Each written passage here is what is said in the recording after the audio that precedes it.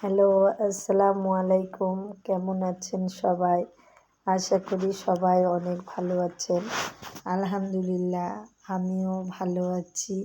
এইমাত্র ইফতারি করে আমি নামাজ পড়ে এসে একটু দম নিচ্ছি।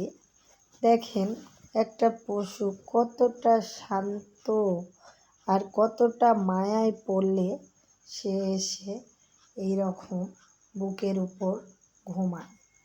দেখুন, সে অলরেডি আমার বুকের উপর ঘুমিয়ে গেছে। অনেক শান্ত।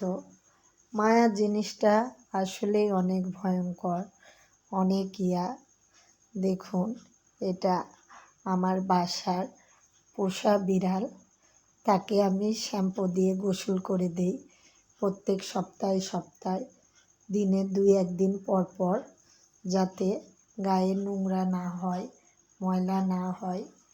তাই আমি যখন নামাজ পড়ি ওই আমার নামাজের বিছানায় থাকে। দেখেন কতটা শান্ত আর কতটা হলে সে নির্দ্বিধায় নির্ভয়ে একটা মানুষের বুকের উপর শুয়ে থাকতে পারে, বসে থাকতে পারে।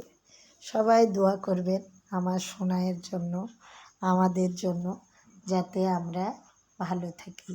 আল্লাহ হাফেজ সবাইকে।